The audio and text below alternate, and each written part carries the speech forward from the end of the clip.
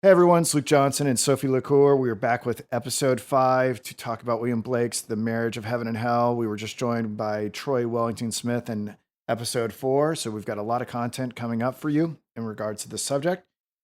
Sophie, let's pick up where we left off in the last broadcast.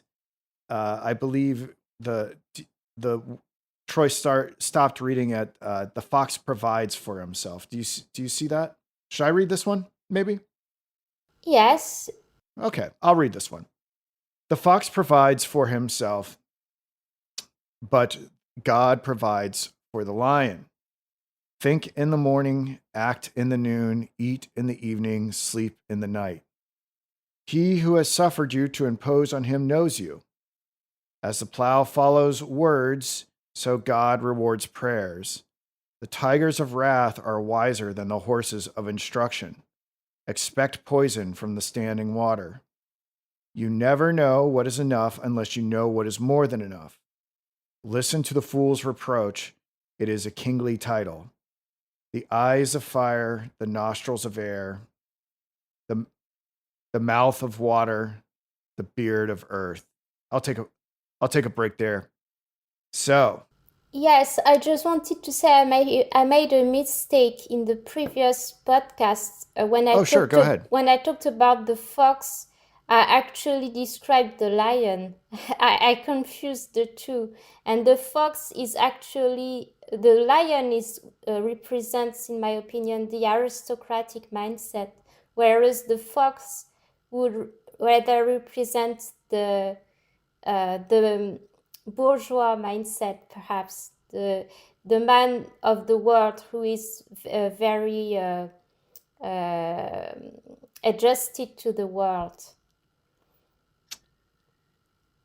Yeah, I mean the thing is with the animalistic imagery is that these can, as I alluded to in our last sessions, that what they mean can kind of jump around. Even biblically, the lion means something different. The lion can sometimes be a satanic symbol biblically, and can sometimes be a godly one. Uh, and it's interesting here. The fox provides for himself, but God provides for the lion. Yes, I think it's really the difference between the bourgeois system of values and the aristocratic system of values. That the bourgeois are their value is the meritocratic mindset, and that they think that they earn their money because of their merits, whereas the aristocratic people thought that everything was given to them. Yeah, and then we have kind of Nietzschean overtones here too, which help us interpret it on a different level. I mean, if memory serves me correctly, when Nietzsche talks about the blonde beast, right? It, isn't isn't the lion kind of an analogy for these untamed wild people that can overtake the imprisoning morality of the priestly class. So in a way, there's like a natural hierarchy. I mean, it's been a while since I've read Nietzsche. It's almost like Nietzsche is like reaffirming a naturalistic hierarchy and not so much an industrial one. Yes, it makes me think about Jung, who he says that this blonde beast would represent the god, the pagan god. What's his name? Who influenced the Nazis after this? Uh, it was Was Jung. it Odin? Yes, Odin. And I think uh, Jung's interpretation was that this Odin was present in the German unconscious, and that Nietzsche was aware of it before the other German people, and that that's why later the Nazis wanted to go back to this pagan religions and revert the Christian morality. Yeah, I don't think a lot. You know what's really fascinating is that I'm sure you've seen it in France as well, but in America we've seen this uptick in sympathy for Nazism. I don't think it's as widespread as the media portrays it because everybody's calling everybody a Nazi. But I do think there are some legitimate corners of the internet where people are who are identifying as Nazis, but at the same time identifying as Christians. And I'm like, guys, do you not understand that Nazism is like an occult socialist movement? It has nothing to do with Christianity. I see that occasionally I'll see this weird marriage of Hitler worship with people who are professed Christians. I don't know if you see it in France, but I don't think a lot of people know how deep into paganism and the occult the Nazis were. Yes, I agree with you that in France there are some Christian people who say they are Christian and who are actually maybe we could call them what's the translation for this in English? So Traditionalist Christians, perhaps. And these people, some of them, they also have far right political opinions, and they do not understand the problem of the incompatibility of Christian values with the far right values that the actually like I said, the Nazi wanted to go back to a morality who was based on the laws of the strong, and we should not care about sick people and poor people, and that only the strongest will survive and the other should be eliminated. yeah, definitely. I mean, eugenics was a big part of the Nazi regime. And I think the thing that we have to ask ourselves is, are we subtly embracing eugenics within, we talked about in the last podcast about um, how we could be weaponized and turned into instruments of destruction without even knowing it. And something I think we need to think about in that process, evaluating whether or not we are being manipulated like the people of Germany were, is, you know, is it possible that we could inadvertently walk ourselves into a eugenics program? That's a question I ask myself a lot in my decision making process too. But this is a bit of a digression. Uh, but yeah, I'm completely with you. I don't understand this weird corner of the world where people are like, yeah, worship Hitler, but at the same time are Christian. I think it's a very confused perspective. But I think there are also other confused perspectives within Christianity too. Like you've got, but I don't need to go here and make a bunch of enemies by saying that. I just find it confused. It really dawned. I actually have read Mein Kampf because I feel like we need to be aware of what else is out there, and I don't know how any Christian reads that and is like, yeah, I want to be a Nazi. Anyhow, so uh, what are some other things that jumped out to you about this stanza here, Sophie? Um, yes, with the eyes of today, we might think it's a bit misogynist. How do you say this in English? A bit Misogynist? misogynist, yes, because he he says that the woman would be the soft one who follow who is the fleece of the man should wear the fleece of the sheep, and actually it's it's a bit stereotypical, and man and woman may not be how can I say this? One-dimensional, as he describes. Right. Right. I mean, yeah. Yeah. There are definitely lionesses out there. And there are definitely a lot of men who are sheep. So, yeah, I think you're referencing the previous part from last episode.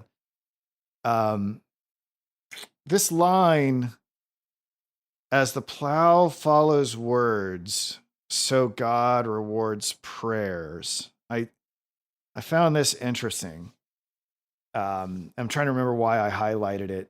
As the plow follows words, so God rewards prayers. So, like when presumably this plow is being pulled by a horse that is taking instruction from the farmer who's plowing his field. So he goes, pull, or whatever the farmer says, and then the plow goes. Well, God doesn't work that way. Just because I pray to God for something doesn't mean it's going to be something conferred upon me. You know, I've prayed to God for many, many things in my life, and I've had a lot of those prayers answered in accordance with my wishes, especially when it comes to mental health struggles and things of that nature. But there's been a lot of no. God has told me no to a lot of things, and so to analogize God to a horse or something that just takes your instruction, this is deeply problematic to me. But I think because this is a proverb of hell, presumably this is coming out of the mouth of the devil, who wants people to make contracts with him because he's the God of this world, and that he will actually reward those temporal things. He is capable of, if you believe in Satan, and I do, Satan seems to have the power to give people what they want out of this world, and pretty immediately if you're willing to do certain things. But that might be an extreme view. What do you think, Sophie? Yes, I struggle to understand this, but I don't think, from what I understand from Blake's personality, that this was what he meant. Maybe we could understand it better with the general context of the poem.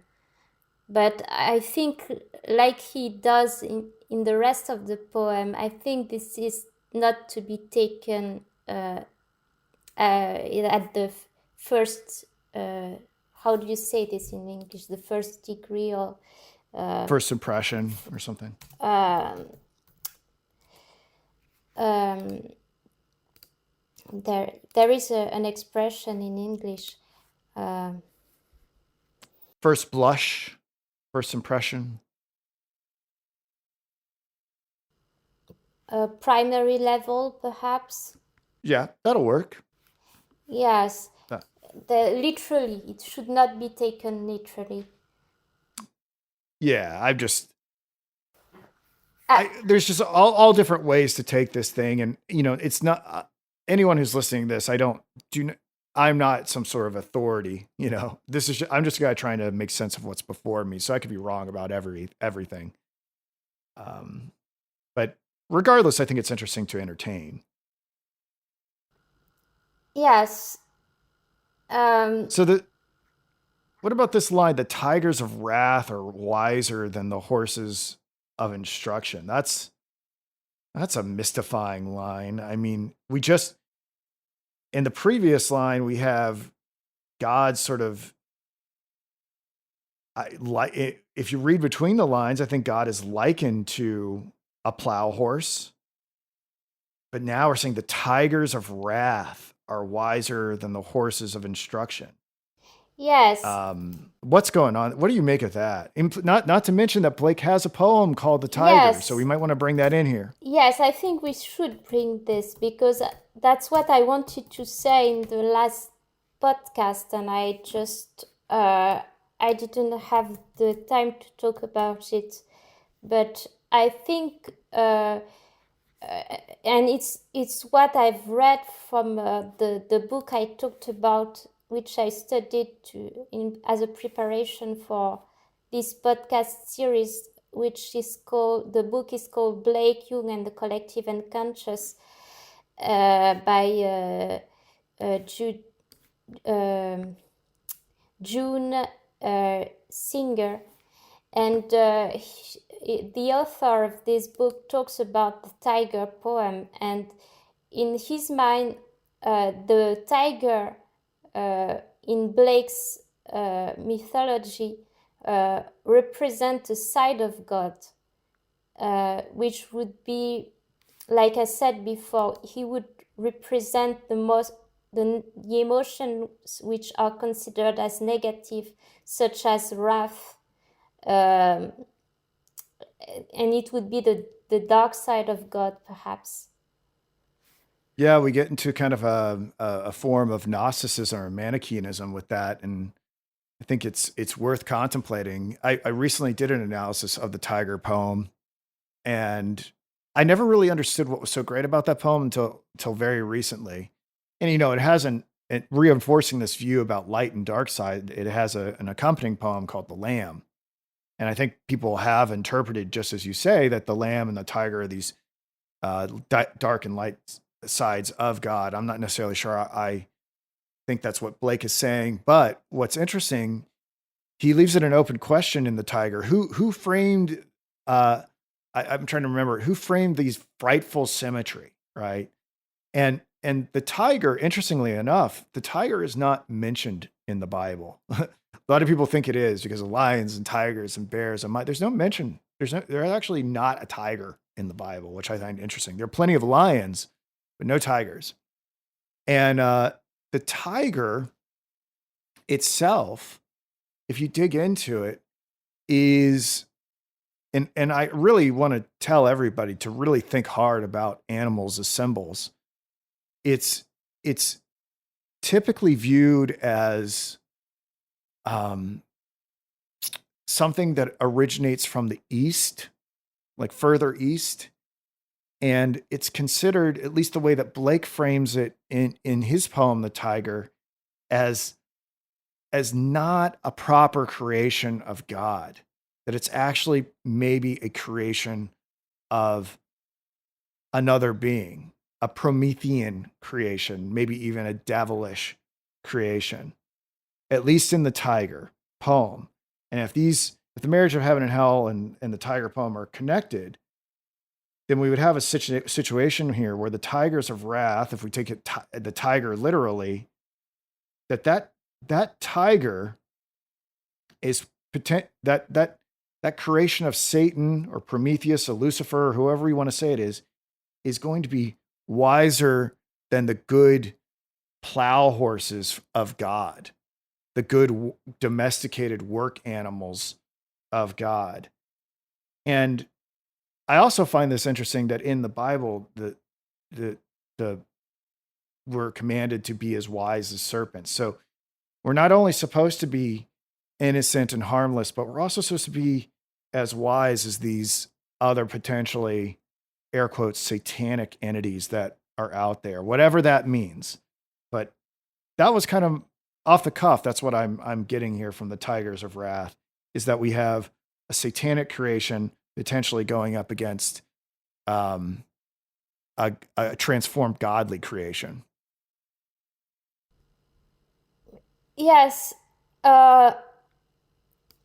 If we take this other interpretation as the tiger being the dark side of God himself, we could see the Blake as really a part of the romantic movement, because the romantic poets had this concept of the sublime, and the sublime would be this this emotion of dread, and at the same time it would be a religious emotion. And for instance, you see the raging sea, and you see the sea something terrible when it is how can I say this, when it is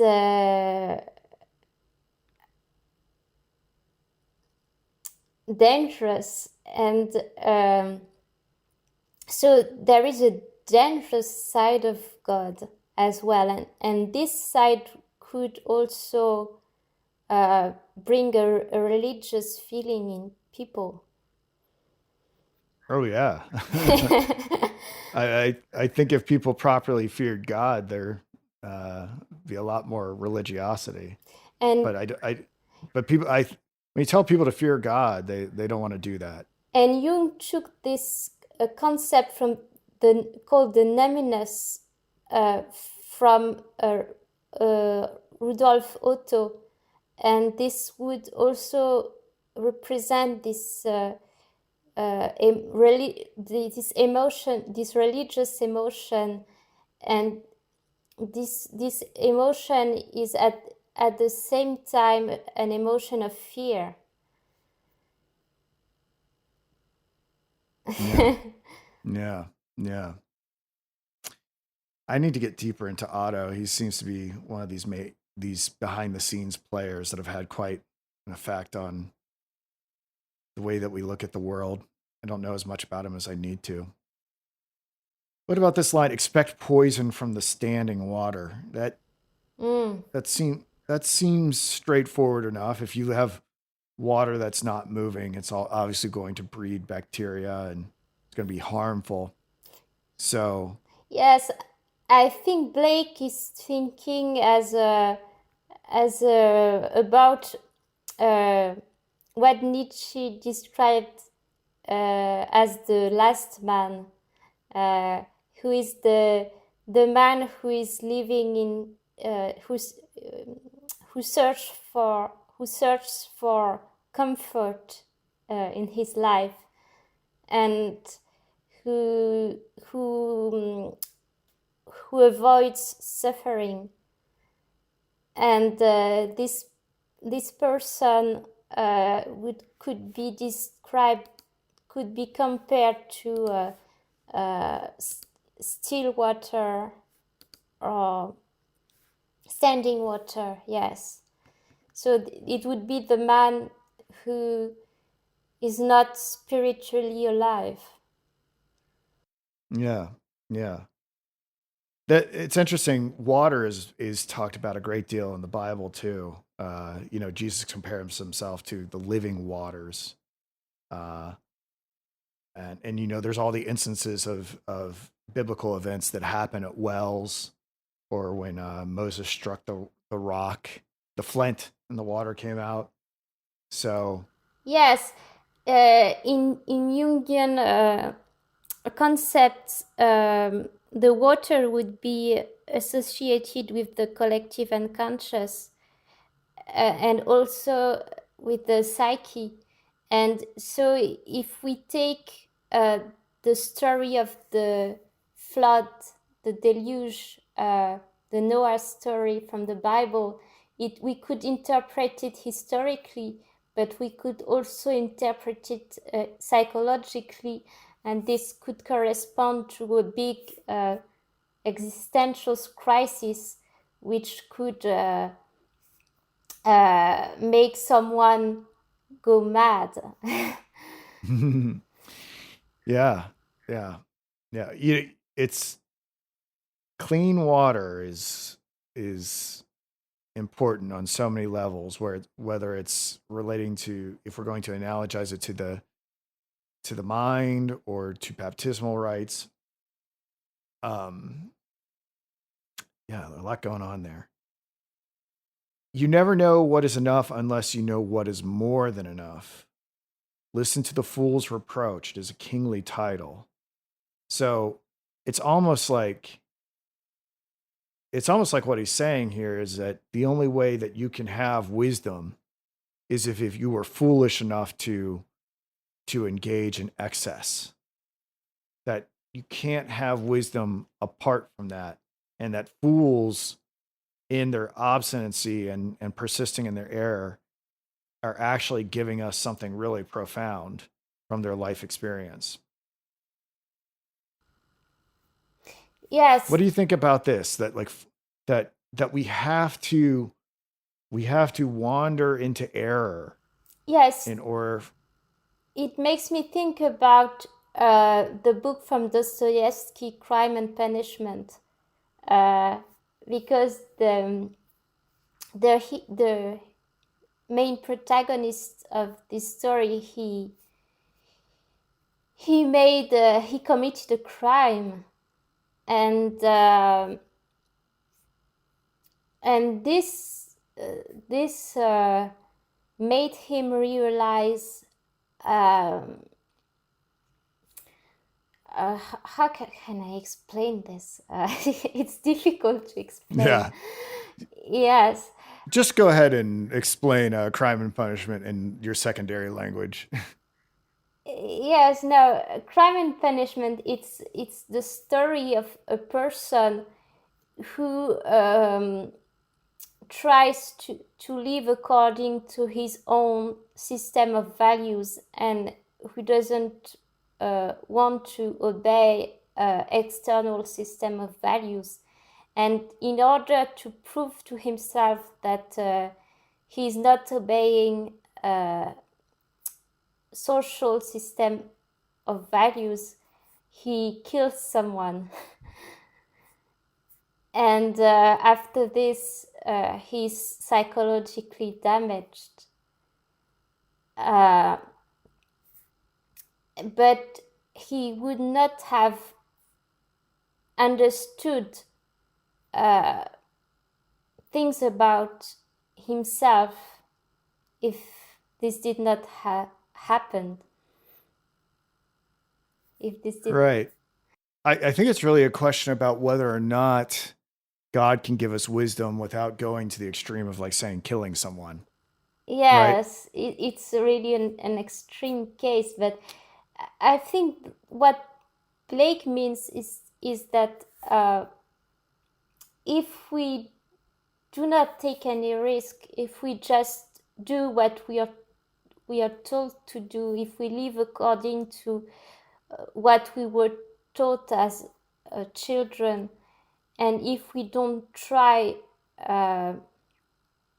to find our own values, we may be not living up to our potential. We may not be fulfilling all that we can do and we can become. Yeah. I mean, even Nietzsche said, that he didn't really have a problem with. Well, I'm going from off recollection here, so it's been a long time. But even Nietzsche said that he didn't really have a problem with people who went away from Christianity, and if they came back to it after they spent time apart from it, figuring it out for themselves. He had more respect for them than those who just didn't take the risk to find out the truth for themselves. And this would be also consistent with the author I talked about in the previous podcast, Paul Evdokimov. He was not so pessimistic about the rise of atheism in Europe because, in his opinion, people who've been atheists and come back to religion may be better Christian than people who never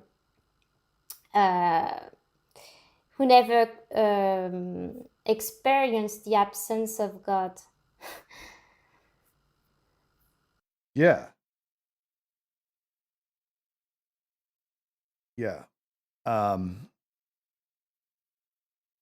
Totally. That totally makes sense. I wonder, maybe we should restart this next stanza with the eyes of fire. And you know how I love how you say fire. Do you mind? Can you read it from there? I'm gonna read the word fire. Yes. Fire. Okay. The eyes of fire, the nostrils of air. So, should I read up to? Just just read until you don't want to read anymore. Just keep going.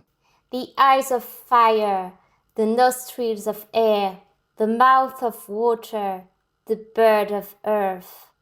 The weak in courage is strong in cunning. The apple tree never asks the beech how he shall grow, nor the lion, the horse, how he shall take his prey. The thankful receiver bears a plentiful harvest. If others had not been foolish, we should have been so. The soul of sweet delight can never be defied. When thou seest an eagle, thou seest a portion of genius. Lift up thy head. As the caterpillar chooses the fairest leaves to lay her eggs on, so the priest lays his curse on the fairest joys. To create a little flower is the labor of ages. A lot going on there. Yes. I think if we could understand better what Blake is saying, if we keep in mind the poetic genius, the concept of the poetic genius, which I think is the background of the poem. And it could help us understand. In my opinion, he's defending this way of life, the artist way of life. And if we took also again Nietzsche's words, it was Nietzsche, I think, who said that we should make, I don't know if it's him or if he took it from another thinker, that we should make our lives a work of art. Well, this raises a very interesting question.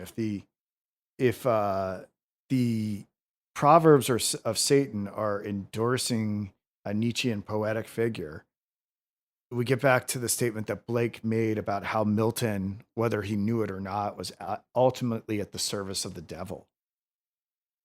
Right? He says that earlier. Yes. Where does he? Yes, we could. I think we could say that when Blake is talking about Satan and hell, actually he may be talking about the poetic mindset. Well, that certainly problematizes things. In the part, just to refresh people's memory, there's the note in The Voice of the Devil where Blake says, the reason Milton wrote in fetters when he wrote of angels and God, and at liberty when of devils and hell, is because he was a true poet and of the devil's party without knowing it. So true poets are part of the devil's party. Well, using Blake's mythology, yes, we could say. But does it correspond to the character of Satan in the theological view? I'm not sure. Well, Satan, I don't know if I would describe Satan as a poet, but he certainly is convincing, right? Yeah. He certainly has a way with words. He was able to lead Eve astray. So yes, whether, but we will see in the rest of the poems that Blake is not only attributing the title of poet to Satan, but also to prophets, and even the character of Jesus in the end is associated with. We're gonna see how he described the character of Jesus Christ in the end, but I think it becomes more and more ambiguous in the poem. Yeah. That's why it's the marriage of heaven and hell. Right. It's intentionally ambiguous. Yes. Right. Everything's all mixed up. Yes. Because every once in a while we'll come across one of these proverbs, and I'm like, I don't see how that proverb is satanic. That seems, it's like every 10th one I'll see one. I'm like, oh, okay, I could see how like that would be endorsed by right reason and God himself. But then the rest are like, definitively antichrist. So occasionally there's one that's like, okay, I don't think that one's so objectionable. Let's see, just to read over this real quick. The apple tree never asked the beech how he shall grow, nor the lion, the horse, how he should take his prey. Thankful receiver bears a plentiful harvest. If others had not been foolish, we should have been so. The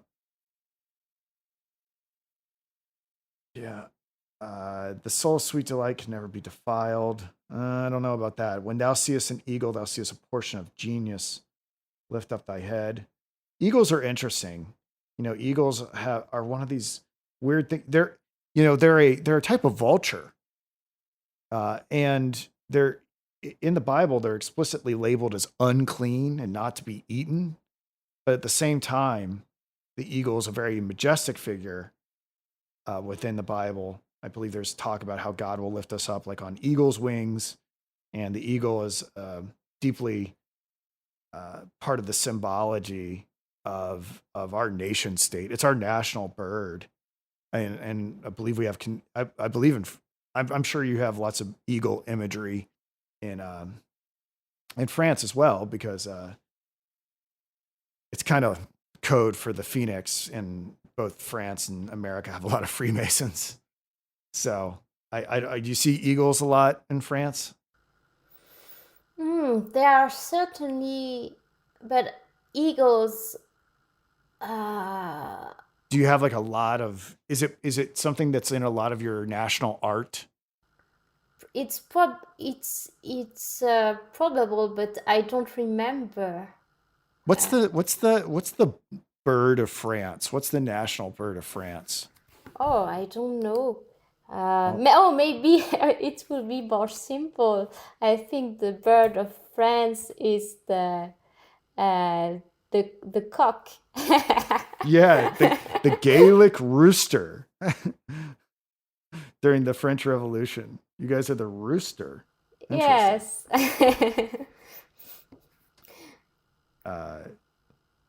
But yes, I think the eagle is in the same category of animals as the lion. I think he would be a part of the aristocratic group of animals, and this would be the kind of animals who live artistically. Well, so let's are the at least with Blake and coming out of the Proverbs of Hell, would the tiger also be one? So then the lion, the tiger, and the eagle are these symbols. I'm not sure about the tiger, because I wonder if the tiger is if he's using it not to describe a mindset of man, but rather an aspect of God. I don't know. Well, it's interesting because he says, when thou seest an eagle, thou seest a portion of genius. If he's trying to claim that, like if the tiger, the eagle, and the lion are all grouped together, well, if the tiger is a Promethean creation, the word genius takes on a different meaning. We use the word genius. Oh, this person's a genius. This person's a genius.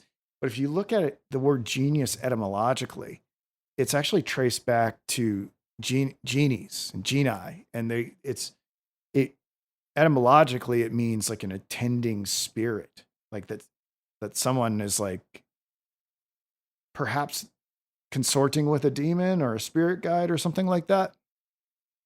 Yeah. Yes, but it's actually kind of complicated if you think about the religious meaning of this, because I talked about this in one of our previous podcasts, the concept of the angel as the human part, which would be in heaven, whereas the human being would be separated in two parts. One part is still in heaven, and one part is on earth. And the portion of man which would be in heaven would be his genius or angel, and the portion which he's on earth would be his everyday consciousness. And this view is consists. How can I say this? I talked about how Henri Corbin, who was a scholar who studied esoteric Islam, and in the text he studied, that's how he interpreted the text. And I think there are similar notions in Christianity and Judaism as well, but it's as the Bible is a very how can I say this? We really have to dig deeply to find these concepts. Yes. I think my Catholic friends would have no problem talking about guardian angels, and we may very well have them. I'm kind of agnostic about this idea and what guardian angels may actually be, if these could not necessarily be bad attending spirits, but could be something heavenly.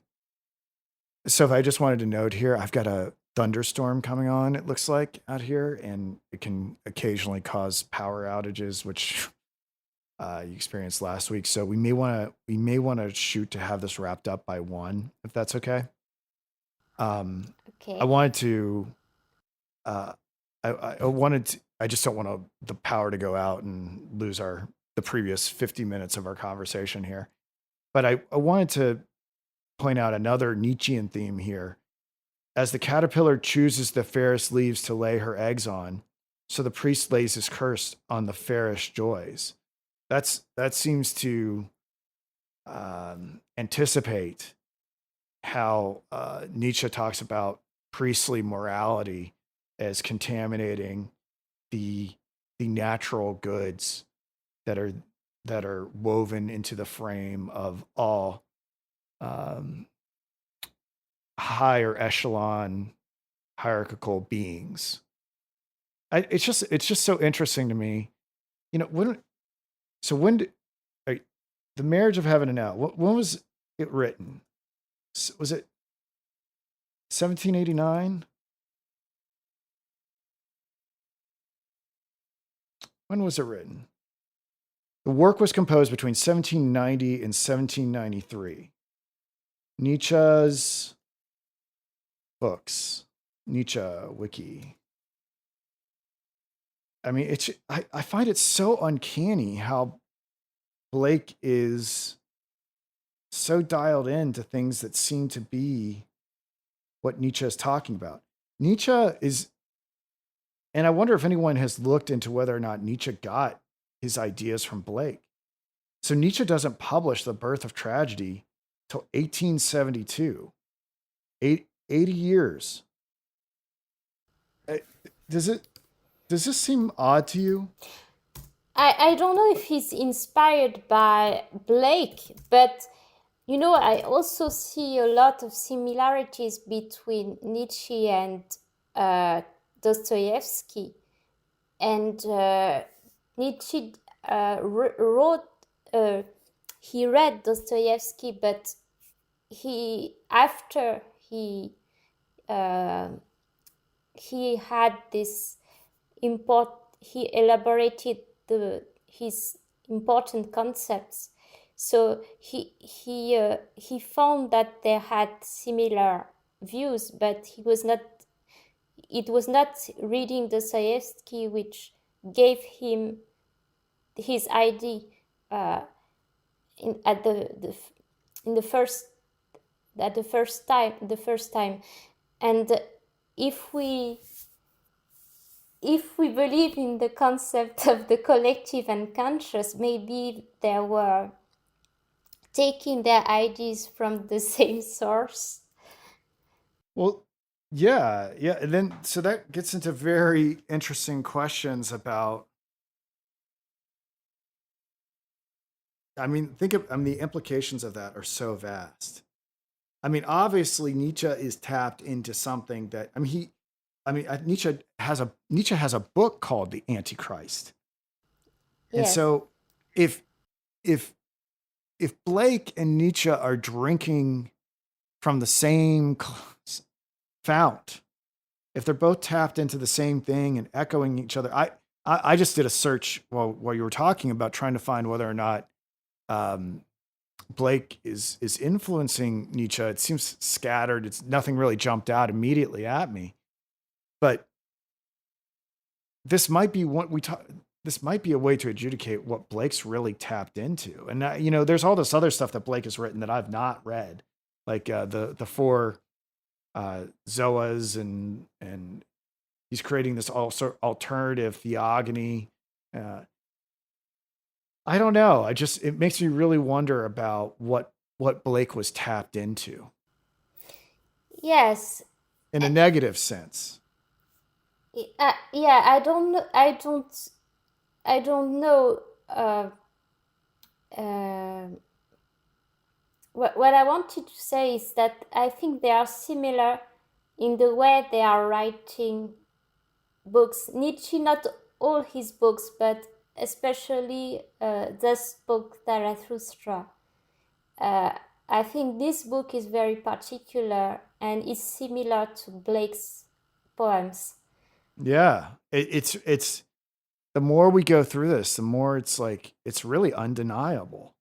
And so I'm just sitting here scratching my head. Well, what does that mean if we've got guys who are echoing each other 80 years apart? And I don't, we can't be the first people to have noticed this. I think Jung has noticed it, but he has his own depth psychology Yeah. interpretation of it. Well, like I said, I want to do more Jung with you. So a lot of my research for my book is leading me towards Jung. Yeah, So, and uh, yeah, this to create a little flower is the labor of ages. Well, uh, maybe for a counterfeit artificer, but at least as we're told in the creation account, this isn't going to be difficult for God. I mean, this is done nearly instantaneously. I believe it. I'm not exactly sure what day all the flora and fauna were made. Um, let's see what day did what day did God create plants? Is it the second day, the third day? Sky was the second day. The sky was created. The third day, dry land, seas, plants, and trees were created. So on the third day, we have plants. So in one day, God does that. uh, it makes me think about Notre Dame Cathedral in France, uh, because of a thought I had about how it was going to be repaired after it was destroyed by fire. Part of it was destroyed by fire Fire. That that that that that that curse of Jacques Desmoulins came back, didn't it? I don't know. Oh, you don't know about I have Do you know? to read about the story because I don't know it well. Oh, it's about Friday the 13th and the Templars. They burnt the leader of the Knights Templars outside of Notre Dame, and he put a curse on Notre Dame that it would burn one day, and then it did. Ah, I didn't know Yeah, about this. yeah. I believe. Yeah. So yeah, Yes, the yeah. reason I think I talk about this is I think Blake, as a proto-romantic, was against what was going to become the industrial mindset. And, uh, you know, um, it was earlier when Blake wrote this before the 19th century, which would become the industrial century. But he was also already aware of the idea of the Enlightenment, and like we talked about the goddess of reason, which was enthroned in Notre Dame, and he probably was against the idea of producing uh, objects uh, without uh, without uh, the human and divine inspiration. How can I say? How can I describe this?